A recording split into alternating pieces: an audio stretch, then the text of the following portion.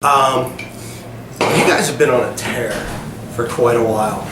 Are you exhausted in a way? I am. Yeah. Yes, I am exhausted. Yeah, you have to. Of course. I mean, if I'm not exhausted, something's wrong somewhere, you know what I mean?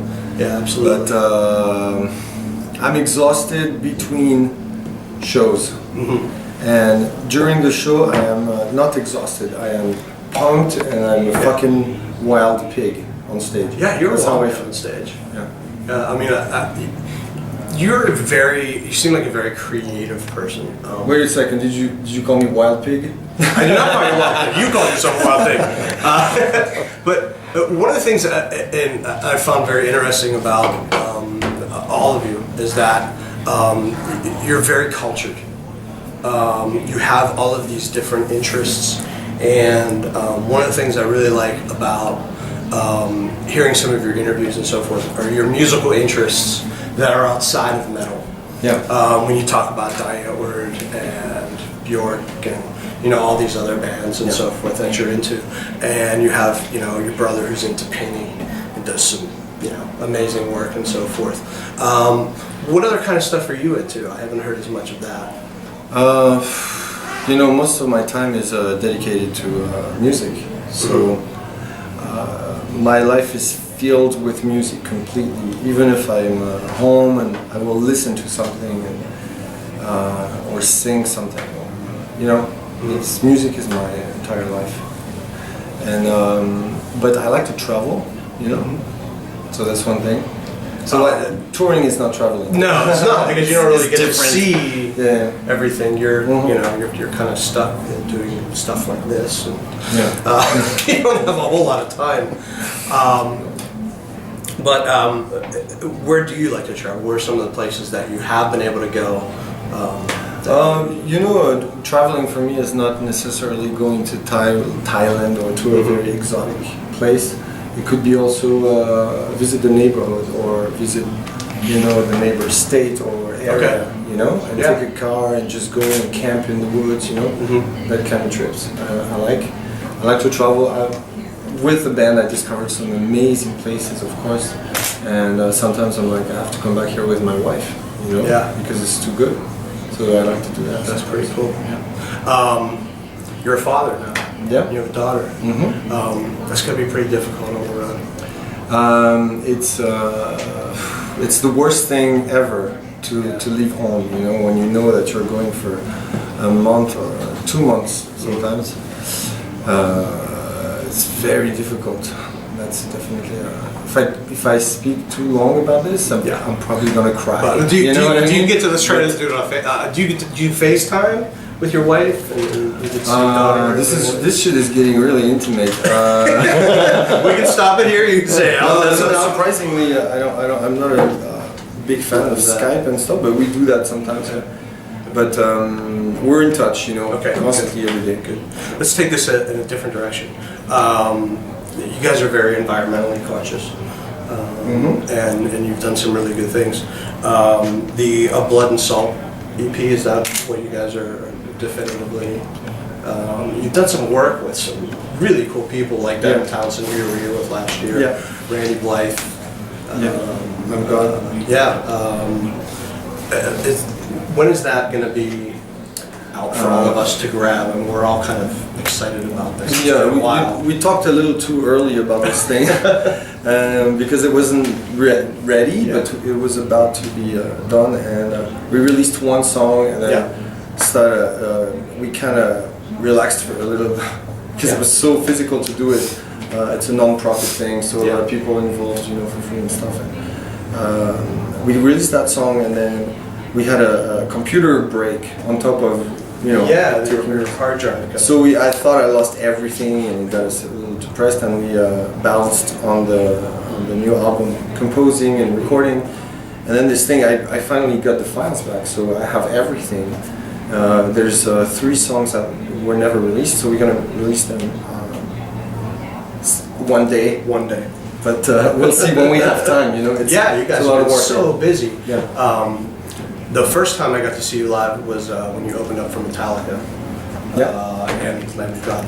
And I was like, who are these guys? I hadn't really been familiar with you. And then when you released Léopold Sauvage. Do I say that properly? Very good. It was very good at French. Actually, cameraman back here, Mike and I, were traveling to Mayhem, and they were playing it on Sirius Radio, the whole thing. And we were just like, Cool. holy God, this is just amazing.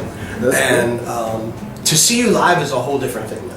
I mean, just, it's an amazing way that you guys pull that off. What do you account that to? The years that you've been together? I mean, I don't think people really understand how many years all of you have been, together working at this. Yeah, it's been a long time together now, almost 20 years now. And we created this band when we're teenagers, so we know each other very well. Mario's my brother on top of that, so we have this band.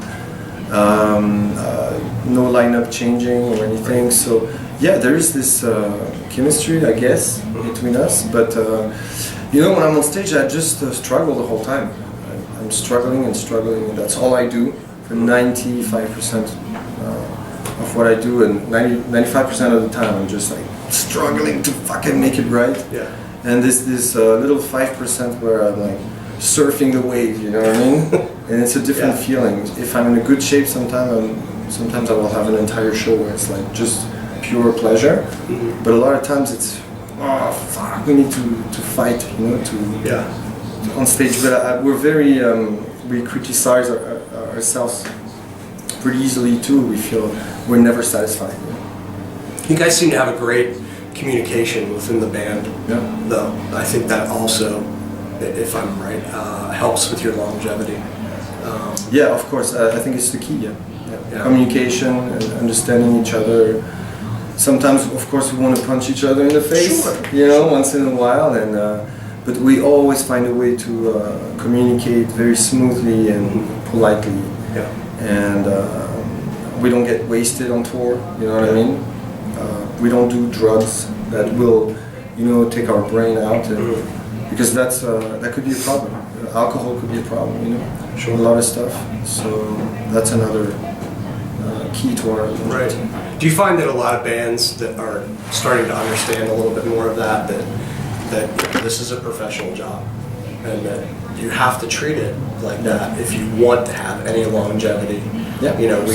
We've learned from the behind the musics and all biographies and so forth, the trappings of the rock and roll style. I mean, it's these days are over a little bit. It was mostly in the 70s and 80s when sex was safe and there was money also for artists. It's really different now. We have to work more to make $1 when they would work less to make 1,000. So it's a lot of work, and we're worried. We want to pay our bills, right? When we come back home, we want to be able to pay the bills. And we need to be gone on the road all the time. So of course we need to be professional.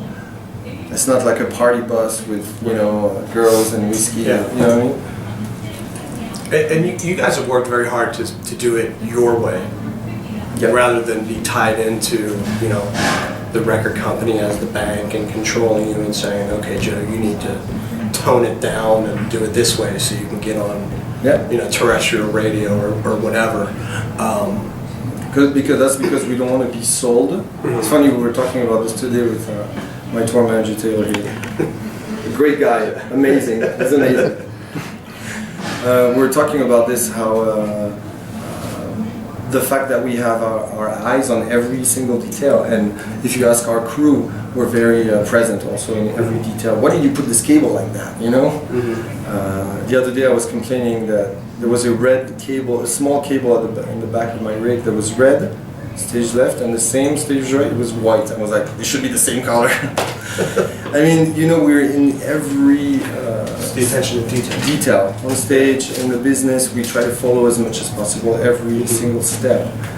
And so our management and record companies, sometimes they have a hard time dealing with us because we're very stubborn, but that's because our main goal is not to become a huge band, successful band with money.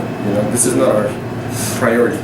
Our priority is to live right, and to communicate what we love the most with a lot of people, And yes, to be comfortable at the end of the day, if that's possible, Right. you know, without doing any concessions, then hallelujah, you know, we'll see.